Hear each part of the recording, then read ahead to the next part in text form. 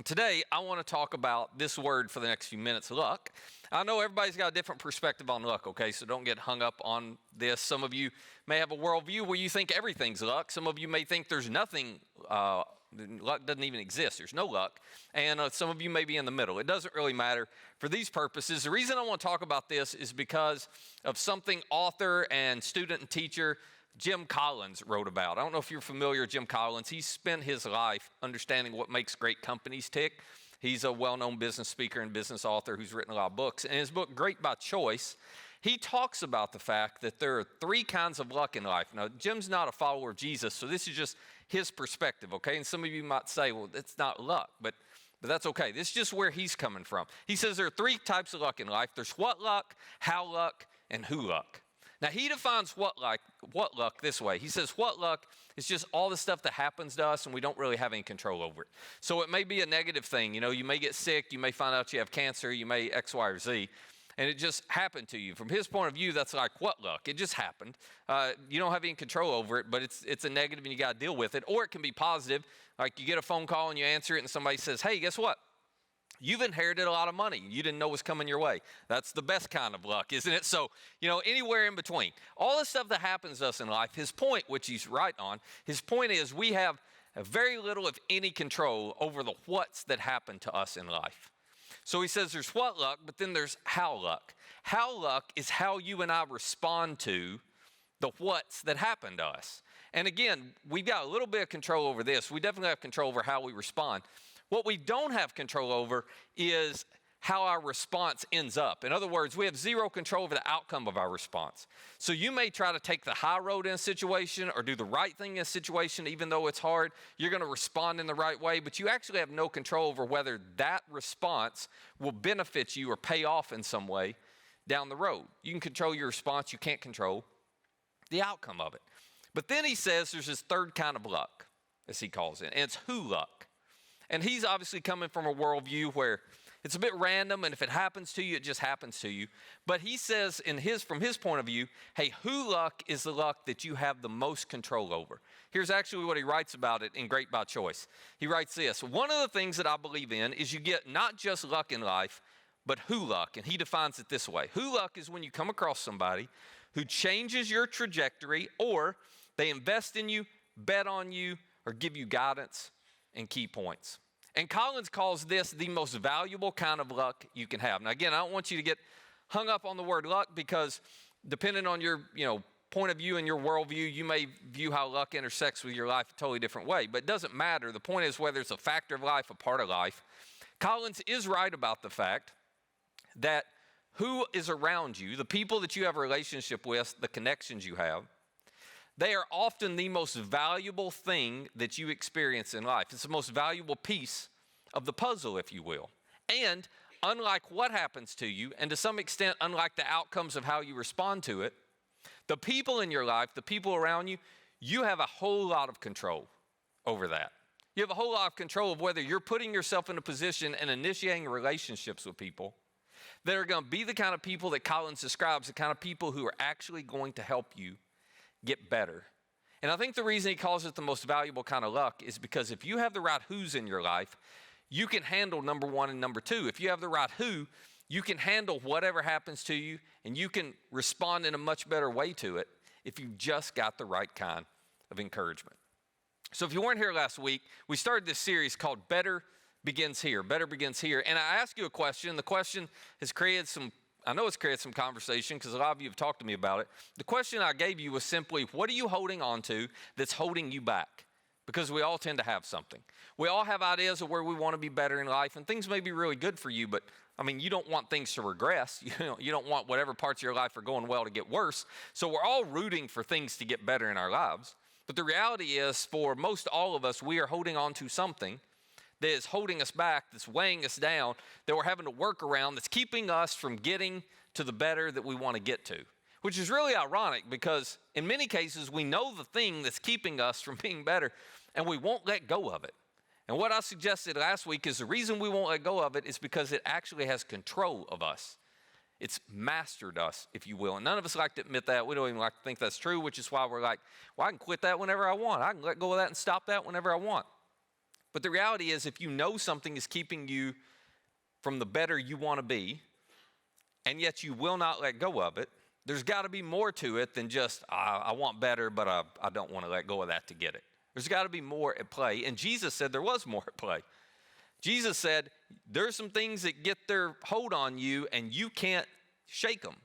You can't get rid of them without his help, which is why he invites all of us to grab hold of him and to follow him, not to believe in him. Again, believing's important. That's the first step. But believing's pretty simple. Following, well, that's more difficult. Following requires me to reorient my entire life around Jesus' values and his way of life. It's to sync the rhythm of my life up with his way of life. Following requires changing some things in my life. It requires in every area of life saying, well, Jesus, if you were me, what would you do? Now, best I understand, I'm going to try to do that. I mean, that's a totally different deal. That's a much deeper level of commitment. But he said, if you will grab hold of me and actually follow me, first of all, I will give you the power to let go of whatever's holding on to you. Secondly, I will lead you to the better that you're actually wanting, because Jesus' whole point is if you'll follow me, I'll help you be the person God created you to be, which is the very best version of yourself. But Jesus also said, ironically enough, if you will grab hold of me, which is another way of saying surrender to me, if you will surrender to me, I'm going to give you freedom. Whatever you've surrendered to over here, it is not leading you to freedom. But if you'll let go and surrender to me, I will give you the freedom that you actually are looking for. So, some of us, those of us who were here last week, have been wrestling through, what are some things I'm holding on to I need to let go of? And for all of us, we have some of those. Next week, just to give you a little bit preview, next week we are going to talk about how to stick to decisions that you make that are going to be in your best interest, but you have a hard time sticking to them. Have you ever found yourself in that situation? There's a habit you wanted to develop, some change you wanted to make, something new you wanted to do with your life, and you just had a hard time actually following through on it and, sticking to it in the long run? Does anybody struggle with that? No? Okay. 2 people. Thank you. The rest of you are liars. Yeah, exactly.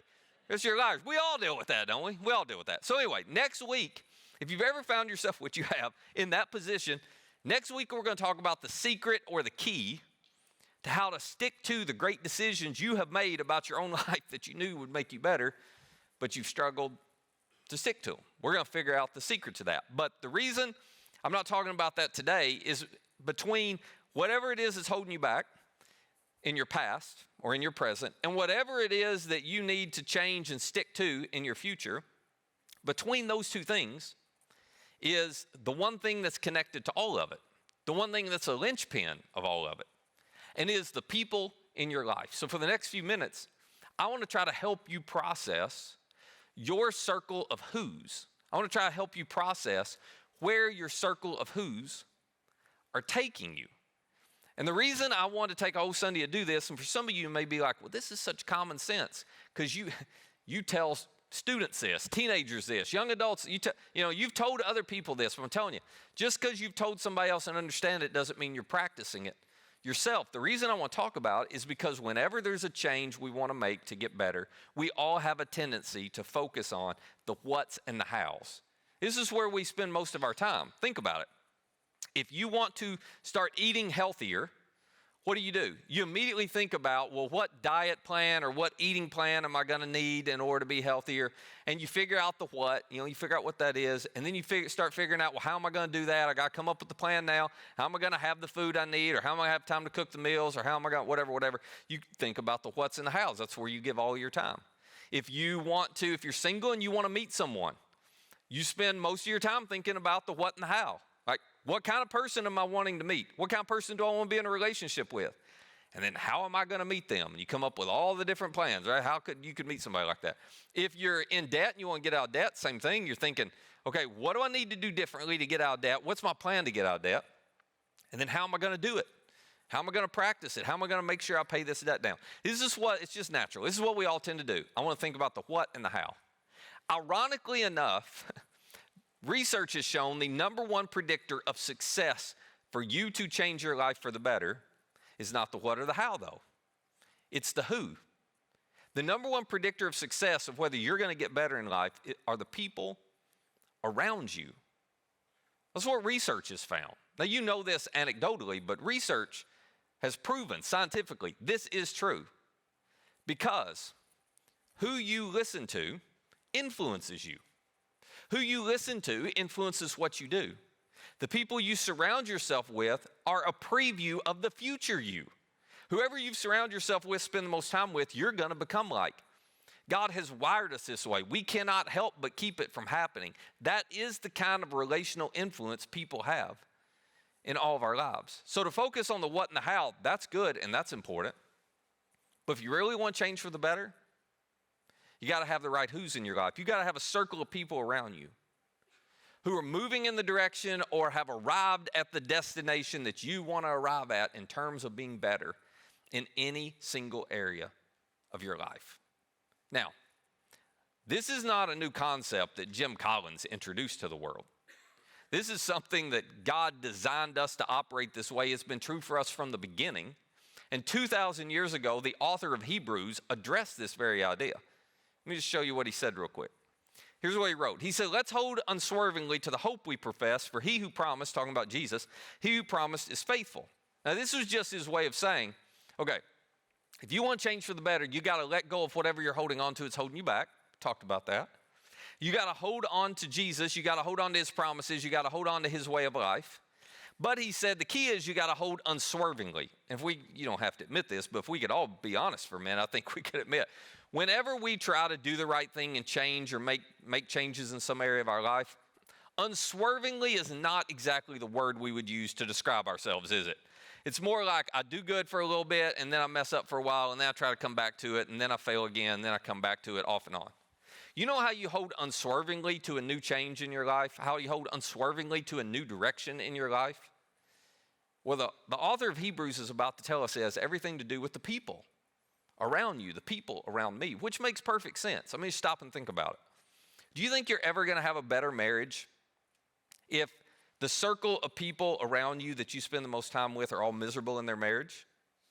Do you think if you're single, you're ever going to meet the kind of person that you want to meet and have a healthy dating relationship if all the people you hang out with or in relationships are the exact opposite of what you want?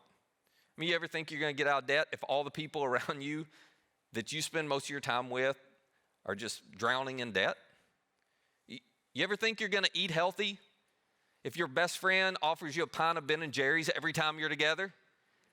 By the way, that is not a friend you should get rid of. I don't want you to misunderstand me, okay? It's a really valuable friend. I wish I had one like that. But anyway, my point is, that's the kind of influence, right?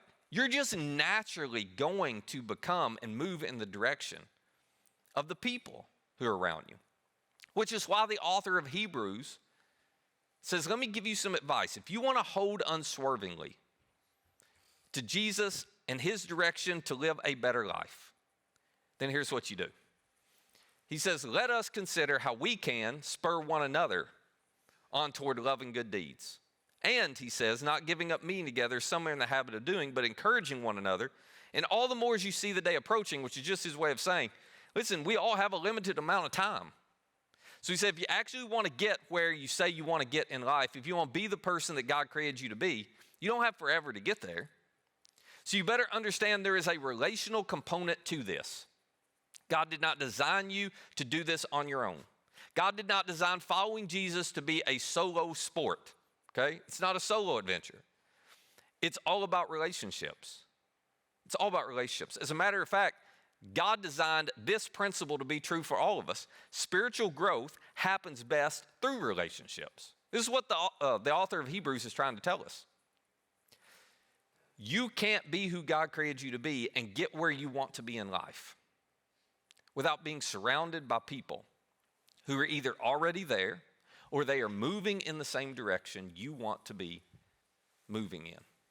You just can't do it any other way because God designed us to reflect and be influenced by the direction of the people around us. Now, just real quick side, and then we'll come back to this. This is one of the principles, by the way, that we have built our entire strategy as a church around because we know this is true. So starting in preschool and then K through 5th grade and 6th through 8th grade and our high schoolers all the way up to you, all of us adults, we have built everything around helping people build relationships with others who are moving in the same direction they want to move in. If you observe or watch, have you ever been on What's Next tour and you've seen what we do with our preschool, elementary, our students, whatever, one of the things you notice is there are adults in their lives every single week. It's a small group of 6 to 8 kids with a couple of adults. We've designed everything this way. And they spend more time together as a group processing what they're learning than they do sitting there listening to somebody on a stage tell them what they should know. It's why when everybody says, you do Sunday school for kids, I have a visceral reaction. It's partly because I'm Southern Baptist growing up too. So anyway, it just gives me flashbacks. But I'm like, no. It's more than Sunday school, because Sunday school, and nothing wrong with this, but Sunday school is about, hey, let me just stand up here and give you some information you need to know. What we're trying to do, because we understand this principle, what we're trying to do is help kids and students and all of us. Sure, you got to know the content. You got to have the knowledge. But the only way you apply the knowledge consistently is when you're surrounded by other people who are going to encourage you and who are also trying to apply the knowledge. And together, you're moving in the same direction. Now, you guys intuitively understand this when it comes to other people, especially kids, younger generations. You get this. I was talking to somebody between services, and we're kind of joking about it, but the individual looked at me and was like, well, you know what you just talked about, that's pretty much common sense. It was his way of saying, why did you even talk about that? And I was like, well, the point is, we see it in other people's lives. But who's in your circle? And what direction are they taking you? Because for us, we think, well, I've outgrown that. I'm not in that stage and season of life anymore. Other people that I'm surrounded with, they don't influence me in that way. And I'm telling you, they do. They influence me as well. And if I want to be who God created me to be and get where God wants me to go, if I want to be better, better begins by surrounding myself with people who are moving in the direction I want to go, or they are better in the area I want to be better in. So here's a question that I hope you'll spend a little bit of time, not dismissing because, it's just simple. I hope you'll spend a little bit of time processing and answering. The question is, who in your life regularly encourages you to love God and people better? Who in your life regularly encourages you to love God and people better? I want you to think about your circle. Everybody's got one. Your circle of friends who you spend the most time with, who you text the most, talk to the most, whatever it is. Where are they moving you? Who's encouraging you to love God and to love people better? To be more practical and more specific, who's encouraging you to be more generous? It's really hard if you want to become more generous. It's really hard to get more generous if you're surrounded by people who don't practice generosity, because they will not encourage your generosity. They'll tell you you're crazy. Why would you do that? They'll encourage selfishness. They'll encourage greed. And not even intentionally, not because they're bad people. It's just because that's who they are.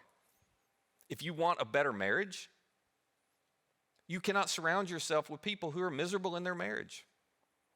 You can't surround yourself with people who are saying, you know what, we're just holding on for the kids, but once kids are out of the house, or I'm just holding on until his parents die and we get the inheritance, because then there's more to split 50-50. If you're surrounded by people like that, you are not going to end up with a better marriage. If you're wanting a healthy dating relationship, same thing applies. If you're wanting to be a better student and you surround yourself with people who are always trying to get you to play video games or go to the party or do whatever when you ought to be studying, you're never going to be a better student. You know how you become a better student? You actually get some friends who like to study. That sounds really boring, doesn't it? But you find some friends who like to study, who are going to be like, hey, let's prep for that test. You're like, who does that? Well, somebody does. They're typically the ones with A's in the class, but that's a whole nother issue. You find somebody who they are, or they're moving in the direction that you want to move. If you want to get out of debt, you need to find some people who have great financial habits that you spend plenty of time with. Now, just to be clear, I am not insinuating, I am not suggesting that you should ditch whatever friends you have if they don't regularly encourage you and move you in the direction of loving God and people better. I'm not saying that. All I'm saying is you may need to introduce some more people into your circle. Because if you want to get better at forgiveness, and all the people currently in your circle are great at holding grudges, and they actually encourage you to hold a grudge, to be resentful, to be bitter, to get revenge, you're never going to get better at forgiving. And if you want to be better at having patience and controlling your temper, and you're surrounded by friends who are always angry, guess what? You're going to stay angry. You are. Because we are all products of our environments to some extent, our relational environments. So, what I would encourage you to do is think about where you want to be better in life. And then ask yourself, do I currently have some people who are a regular weekly part of my life who are already better where I want to be better? Or who at least want to be better the way I want to be better, and they're moving in the same direction as me? Because you will not get where you want to go unless that's true. Now, it just so happens, I don't know how this worked out, it just so happens if you don't know where to turn for that, we got a couple options this week you can check out. I don't know how all this lined up. If you are somebody who you're trying to figure out faith, this is one of the places you want to get better.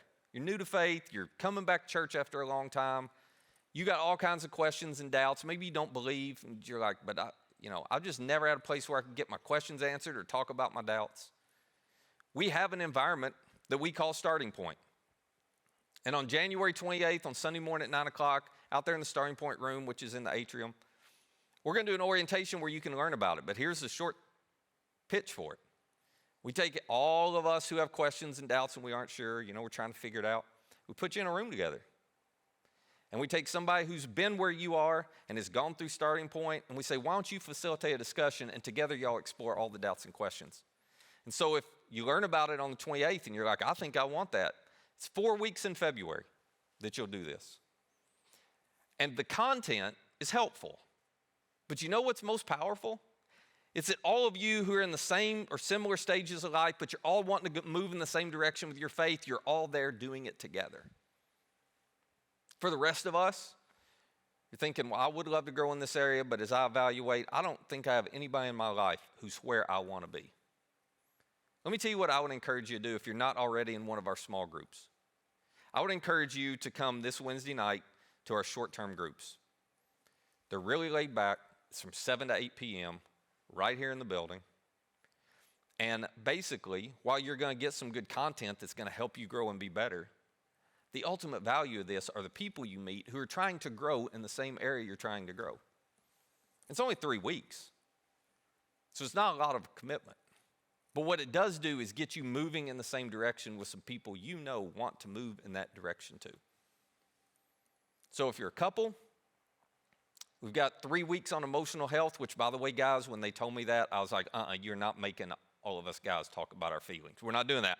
And they assured me, no, we're not going that direction. This is helping us understand how what's going on internally impacts how we live and how we relate to other people. Sounds like something we could all use a little help with. So if you're a couple, you can go to that for 3 weeks. If for you women, we're offering a thing called Breathing Room. Here's basically what Breathing Room is about. If you are a lady and you feel like your entire life is overwhelmed because you got so much you're juggling, so much you're taking care of, and that's probably not true for most of you, at least most of you who are married, because we husbands carry most of the load at home, so y'all don't have to. I don't know why anybody's laughing at that. Anyway, maybe we're not carrying as much as we think, and you're pretty, you're juggling work and home and everything else. This is for you. Again, this is for you. It'll give you some great tips and some practical things to help you develop breathing room in your life. 3 weeks. But again, the value is you're doing it with a group of women who are all trying to get better and move in the same direction in an area of their life. So if you don't have this, if you're like, I could use a little more of it, just go on our app, scan the QR code in the seat in front of you, and register. It's free. It's all free. Register for Starting Point orientation or register for a short-term group this Wednesday night right here. And begin to put some of those people in your life because, again, listen, you do not have any control over what happens to you in the next 12 months. You have some control over how you respond to it, but you don't have any control over the outcome of your responses. But I'll tell you what you have total control over. It's whether you put yourself in places and environments where you connect with people relationally who are going to encourage and support you to respond the right way, to make the wise choices, to develop the habits and stick to them, to be better in the areas you want to be better in. You are no different than me. We all need people who are going to help us let go of what's holding us back. Let go of what's weighing us down. Let go of the stuff that we just keep working around. Jesus says, if you'll begin to follow me, I designed you not to follow me in isolation. I designed you to follow me in community. We're better together. Life is better when we do it together. And we're all better at following Jesus when we do it together.